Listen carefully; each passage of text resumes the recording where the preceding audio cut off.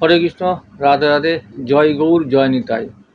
আশা করি ভক্তিমতী মায়েরা, ভক্তিমত যে বাবারা সকলে ভালো আছেন। তো আজকে আমি যে বিষয়টির উপর আলোচনা করব সেটি হচ্ছিল শুভ অক্ষয় তৃতীয়া।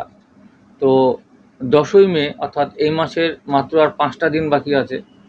তো 10 তারিখে আর কি, আজকে 5 তারিখ, তো 10 তারিখে 10ই মে, 4 দিন পরে, মানে 5 দিনের মাথায় 10ই মে 2024 সাল, তো শুভ অক্ষয় তৃতীয়া তিথি পালন হবে। এবং এই দিনটিতে কি কি আপনারা কাজ করলে শুভাশুভ ফল অক্ষয় রূপে থেকে যাবে সারা জীবনের জন্য এবং ইহলোকে পরলোকে, আর হচ্ছে এই দিনে আপনারা কি কি করবেন এবং কি রকমভাবে আপনারা পূজা অর্চনা করবেন এবং দানাদি কি কীভাবে আপনারা দান করতে পারেন, সেই সমস্ত তথ্য শেয়ার করছি আমি। তো শুনতে থাকুন আর সম্পূর্ণ ভিডিওটি স্কিপ না করে শুনবেন। আর এরকম ভক্তিমূলক বিভিন্ন অনুষ্ঠান পাবার অপেক্ষা থাকুন আমার এই চ্যানেলটির মাধ্যমে। আপনাদের সামনে আমি সনাতনী ভাইদের কাছে আমি এই চ্যানেলটির মাধ্যমে যে শ্রী মহাপ্রভু শ্রী চৈতন্য মহাপ্রভু যে হরিনাম প্রচার করেছিলেন, সেই হরিনামের যে বিভিন্ন যে অনুষ্ঠান সেগুলো কিন্তু আমি তুলে ধরবো আপনাদের সামনে আর কি। সঙ্গে থাকুন। জয় গৌর, জয় নিতাই, হরে কৃষ্ণ, রাধে রাধে। সকলে ভালো থাকুন, সুস্থ থাকুন, আমার সাথে থাকুন। তো শুভ অক্ষয় তৃতীয়া হচ্ছে 10ই মে 2024 সাল, অর্থাৎ এই মাসের 10 তারিখে অক্ষয় তৃতীয়া পড়েছে। এবং এই দিনকে আপনারা সকালবেলা প্রাতঃ, মানে একদম সকাল সকাল ঘুম থেকে উঠে স্নান করে নিয়ে তারপরে পূজা অর্চনা করবেন, যে ভগবানের কাছে পূজা অর্চনা করবেন। পূজা অর্চনা করার পরে কিন্তু তারপরে আপনারা কিন্তু একে একে করে এই অনুষ্ঠানগুলো পালন করতে পারবেন। তো সবচেয়ে আমাদের পুজো করতে হবে, বাড়িতে ঘুম থেকে উঠে স্নান করার পরে পুজো করবেন খুব নিষ্ঠা সহকারে এবং ধীর স্থিরভাবে শান্ত মনে, এক মনে আপনারা পুজো করবেন, ভগবানের কাছে প্রার্থনা করবেন। এই দিনটিতে যা যা আপনারা করবেন সেই কিন্তু চিরকাল অক্ষয় হয়ে থাকবে। তো সেই জন্য বলছি, পুজো করার পরে আপনারা যে বিভিন্ন যে দান যে প্রক্রিয়াগুলো দুপুরবেলা, সেগুলো কিন্তু আপনারা কিন্তু অল্প কিছু যার যেরকম সামর্থ্য অনুপাতে আপনারা কিন্তু দান প্রক্রিয়াটি সম্পূর্ণ করতে পারবেন। যেমন যে এখানে যার যেরকম সামর্থ্য, এখানে আপনারা সোনা দান করতে পারেন, ছাতা দান করতে পারবেন, হ্যাঁ, তারপরে আপনার ভগবত যে গীতা আছে সেটি দান করতে পারবেন।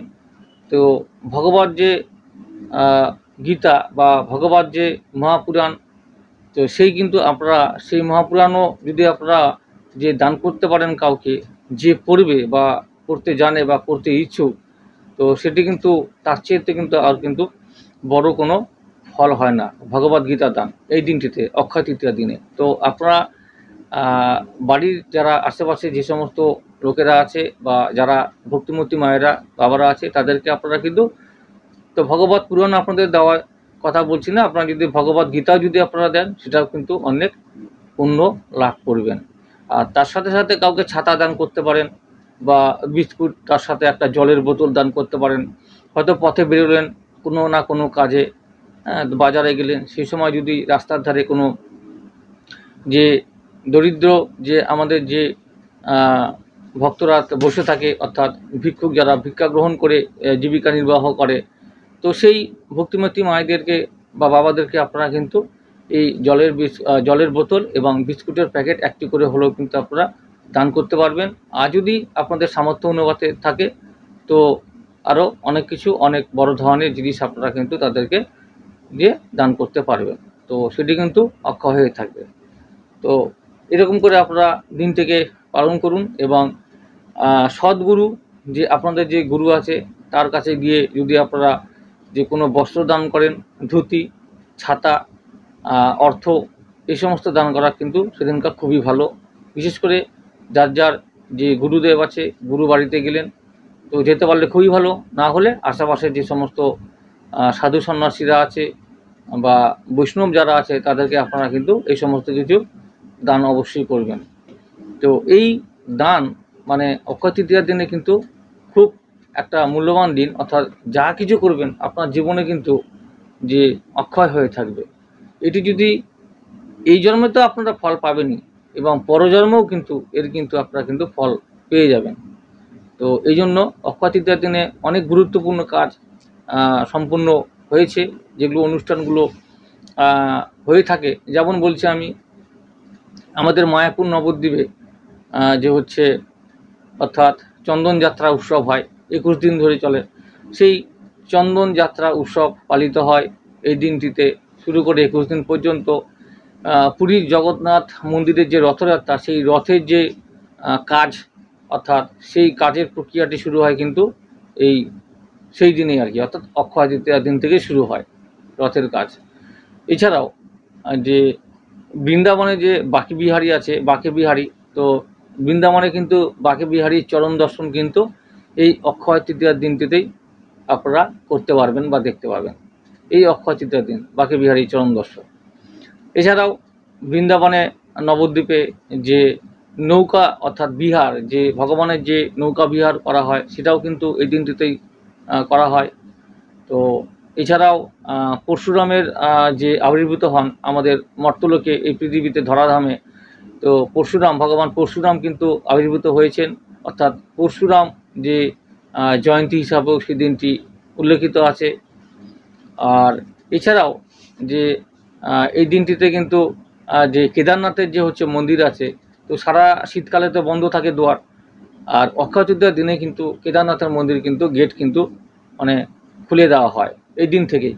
তো প্রচুর এরকম প্রচুর শুভ কাজ যেগুলো অক্ষয় তৃতীয়ার দিনে হয়ে আছে এবং হয়ে অলরেডি আগের থেকে আসছে এবং এখনও হচ্ছে, আগামী ভবিষ্যৎ প্রজন্ম কিন্তু এইভাবেই হতে থাকবে। তো এই শুভ ফলগুলো, যে কাজগুলো যেগুলো শুরু হয়েছে, বা আপনারা কিন্তু আপনাদের যদি কোনো অনুষ্ঠান সূচি থাকে, যেরকম কারো যদি শ্রাদ্ধ থাকে সেদিন দিতে খুবই ভালো, যে এবং তর্পণ যদি করেন গঙ্গাতে গিয়ে বা নদীতে গিয়ে, সেদিনটা গঙ্গা স্নান খুবই ভালো আর কি। গঙ্গা স্নান আপনারা যদি করে আসতে পারেন, বা নদীতে গিয়ে যদি যে ডুব দিয়ে যদি স্নান করে আসতে পারেন, সেদিন দিতে খুবই কিন্তু ফললাভ আপনারা পাবেন। এই হচ্ছে অক্ষয় তৃতীয়ার দিনে। সেই জন্য কিন্তু অক্ষয় তৃতীয়া দিন মানে যা কিছু করবেন সব কিন্তু চিরকাল ধরে কিন্তু অক্ষয় হয়ে থাকবে।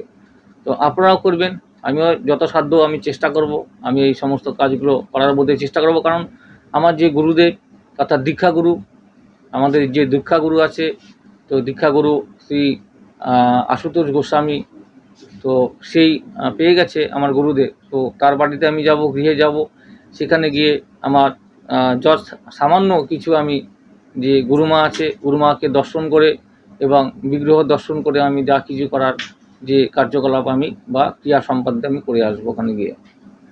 এরকম বিভিন্ন অনুষ্ঠানগুলো আমি করব সেদিনটিতে এবং রাস্তায় বেরোবো। তো এরকম, তো আমি যেভাবে বলছি আপনারা কিন্তু সেইভাবে করার চেষ্টা করবেন।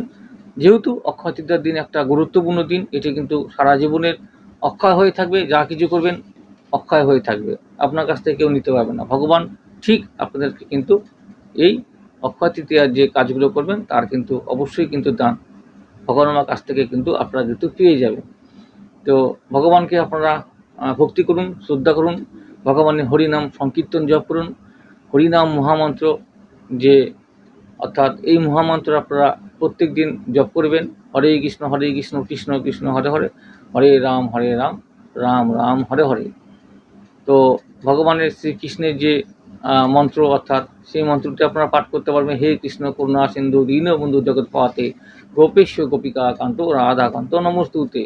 ওম নমো ভগবতে শ্রী বাসুদেবায়, ওম নমো ভগবতে শ্রী বাসুদেবায়, ওম নমঃ ভগবতে শ্রী বাসুদেবায়। তো এই পাঠগুলো বা মন্ত্রগুলো করবেন এবং এই দিনটিতে আপনারা গীতা পাঠ অবশ্যই করবেন। গীতা পাঠ তো প্রত্যেক দিন আমি করতে বলি সবাইকেই, একটি করে বা দুটি করে শ্লোক পড়ার চেষ্টা করুন। যদি বা আপনাদের সময় অভাব থাকে, পড়ার সময় যদি না থাকে, তাহলে আমি যে পাঠগুলো স্টেপ বাই স্টেপ একটি করে দিয়ে যাচ্ছি, সেই গীতা পাঠের যে ভিডিওগুলো সেগুলো আপনারা কিন্তু কান দিয়ে শ্রবণ করুন, একই ফললাভ পাবেন। এছাড়াও বিশেষ গুরুত্বপূর্ণ যে এই দিনটিতে মা তুলসীকে অর্থাৎ তুলসী মহারানীকে জল দান করবেন এবং তুলসী মাতাকে প্রদক্ষিণ করবেন, তারপরে কিন্তু তুলসী মাতাকে জল দান করবেন। তো ঘুম থেকে উঠে স্নান টান করে প্রথমে তুলসী মাতাকে প্রদক্ষিণ করে তুলসী মাতার যে প্রদক্ষিণ মন্ত্র সেটা করবেন।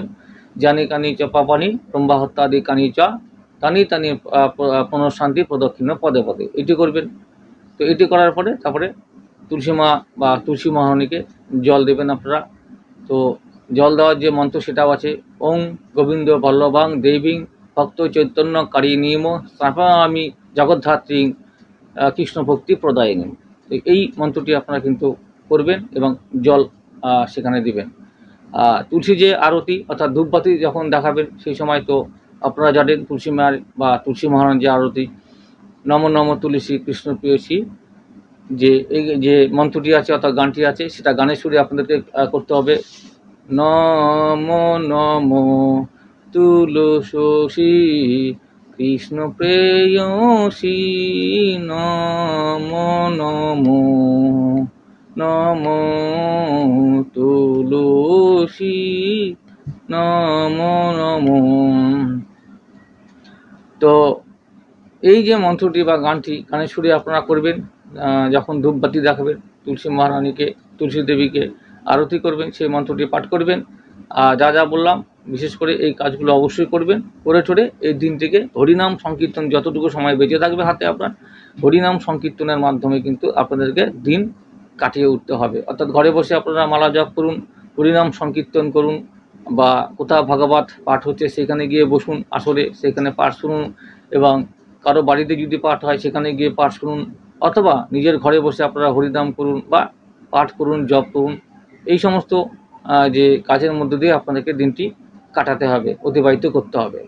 তো এক কথায় হরিনাম ছাড়া আমাদের এই কলিযুগে নিস্তার নেই বা গতি নেই। তাই বলা হচ্ছে এখানে হরের নাম হরের নাম হরের নামে কেবলম কৌলো নাস্তব নাস্তব নাস্তব গতি অন্যথা। অর্থাৎ এই কলিযুগে একমাত্র হরিনাম মহামন্ত্র ছাড়া কারো গতি নেই বা নিস্তার নেই। এই নাম সকলকেই করতে হবে, এই নাম ছাড়া কিন্তু আমাদের এই জীবন উদ্ধার হবে না। তাই আমরা এসেছি মানব জীবন নিয়ে, এই জীবন ধারণ করে এই দেহ নিয়ে। তা মানব জীবন দুর্লভ জীবন, তো 84 লক্ষ যোনি ভ্রমণের পর মানব জীবন, সেটা গ্রন্থে পুরাণে আছে। তো সেই জন্য যতটা আপনারা ভালো কাজ করে যাবেন এই জীবনে, তো আগামী জন্মে সেই ভালো ফলটাই আপনারা কিন্তু পাবেন ভগবানের কাছ থেকে। এটুকু তো আমি বলতে পারি যে যদি খারাপ কাজের সঙ্গে যুক্ত থাকেন কেউ, খারাপ কাজের সঙ্গে যুক্ত ছেড়ে দিন, ভালো কাজ করার চেষ্টা করুন, মানুষকে সাহায্য করুন।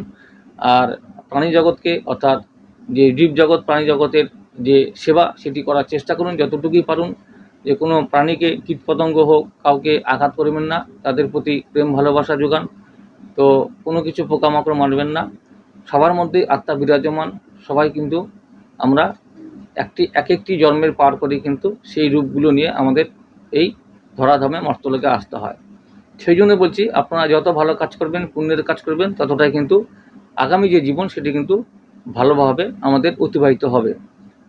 যতই কষ্ট থাক, যতই আমাদের মনে বেদনা থাক, তো আমাদের কিন্তু এই হরিনাম সংকীর্তনের মধ্যে দিয়ে কিন্তু আগামী যে সময়টুকু জীবনে সেটা কিন্তু পাড়ি দিতে হবে, যাতে আগামী জীবনে যে ভগবানের কাছে হোক বা ভগবান যেরূপে মর্তলোকে পাঠাবে তার জন্য আমরা ভালো ফল নিয়ে আমরা বা ভালো জন্ম নিতে পারি, যাতে কোনো আমরা সমস্যা না পড়ি। অর্থাৎ ভগবত চিন্তা আপনাদের মধ্যে সবসময় বিরাজমান রাখতে হবে। ভগবত চিন্তা রাখুন এবং সাধুসঙ্গ করুন আর হরিনাম সংকীর্তন করুন।